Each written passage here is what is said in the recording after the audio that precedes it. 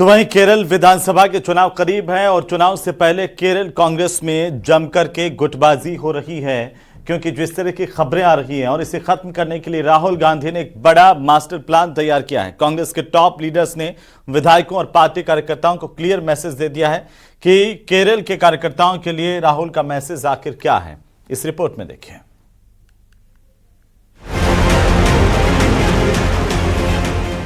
जिस राज्य में हर 5 साल के बाद सत्ता बदल जाती थी, उस राज्य में कांग्रेस पिछले 10 साल से सत्ता से बाहर है। वजह पार्टी में गुटबाजी, नेताओं के बीच सिर्फ उटव्वल। इस बार भी हालात अलग नहीं हैं। हर कैंप अपने उम्मीदवार को मैदान में उतारना चाहता था, भले ही वो दूसरे गुट के उम्मीदवार से कमजोर क्यों न हो। राहुल गांधी खुद सक्रिय हो गए। पार्टी के अंदर मचे इस घमासान पर लगाम लगाने के लिए राहुल गांधी आगे आए हैं। उन्होंने इसके लिए ब्लूप्रिंट भी तैयार कर लिया। सूत्रों के मुताबिक राहुल गांधी ने साफ कर दिया है कि अब कैंप पॉलिटिक्स नहीं चलेगी। टिकट उसी को मिलेगा जो पार्टी के लिए मजबूत और जीतने वाला चेहरा होगा। इस पूरी कवायद की जिम्मेदारी राहुल गांधी ने अपने भरोसेमंद नेता मधुसूदन मिस्त्री को दी है, जिन्होंने केरल से दिल्ली तक कई दौर की बैठकों में घंटों माथापच्ची की। लेकिन सीटों का फाइनल पैनल तय करना अब भी आसान नहीं हो पाया है। 5000 से ज्यादा वोटों से पिछला चुनाव हारने वाले को टिकट नहीं। लगातार 2 चुनाव हार चुके नेताओं की होगी छुट्टी। किसी मौजूदा सांसद को विधानसभा चुनाव नहीं लड़ाया जाएगा। जीत ही टिकट की सबसे बड़ी शर्त है। केरल के अंदर पार्टी लगातार एक्टिव है। विनेबिलिटी निश्चित तौर पे सबसे पहली शर्त होती है, क्योंकि चुनाव जीतने के लिए लड़ा जाता है।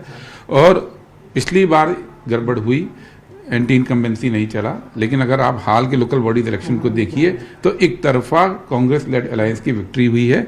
और ये बात सामने आ गई है कि जनता परिवर्तन चाह रही है और कांग्रेस के नेतृत्व में अगली सरकार बनाना चाह रही है। और उसके लिए जो कुछ जरूरी है कांग्रेस पार्टी कर रही है, जमीन पर उतर कर रही है।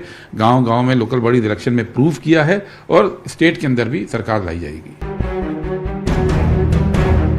राहुल गांधी के मास्टर प्लान में नेताओं के लिए भी मैसेज है जो बेहद ही कड़े हैं। अगर किसी नेता ने अपने समर्थक को टिकट दिलाया और वो उम्मीदवार चुनाव हार गया तो उसे 5 साल तक राजनीतिक वनवास झेलना होगा। यानी न संगठन में पद, न सरकार में एडजस्टमेंट और न ही सत्ता का कोई फायदा। इस फैसले का मकसद साफ है, नेता सोच समझकर ही टिकट की पैरवी करें। केरल में कांग्रेस की असल लड़ाई सिर्फ चुनाव जीतना नहीं है, बल्कि मुख्यमंत्री पद के दावेदारों की संख्या भी है।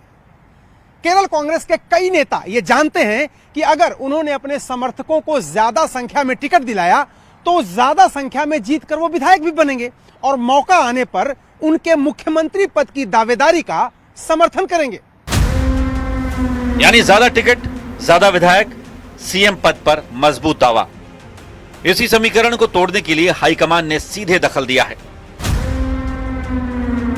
मुख्यमंत्री का चयन विधायकों की राय से होगा। सीएम विधायक, सांसद या तीसरा चेहरा भी हो सकता है। बहुमत का समर्थन ही अंतिम फैसला। पार्टी में असंतोष कम करने के लिए एक और फार्मूला बनाया गया है। टिकट मांगने वाले दावेदार जिनको टिकट नहीं मिलता है, उनको सरकार बनने पर निगमों में, बोर्डों में या फिर सरकार के किसी पद पर एडजस्ट किया जाएगा। लेकिन जो नेता अपने समर्थक के लिए जबरदस्ती टिकट मांगेंगे, अगर वो चुनाव हार गए तो अगले 5 साल के लिए सरकार के दरवाजे इन नेताओं के लिए पूरी तरह बंद कर दिए जाएंगे। यानी इस बार केरल में कांग्रेस का चुनाव सिर्फ विपक्ष से नहीं, बल्कि अंदरूनी गुटबाजी से भी है। राहुल गांधी का यह सख्त मॉडल सफल होता है या नहीं, ये तो चुनाव नतीजे बताएंगे। मगर इतना तय है कि इस बार टिकट सिर्फ सिफारिश से नहीं, प्रदर्शन से मिलेगा।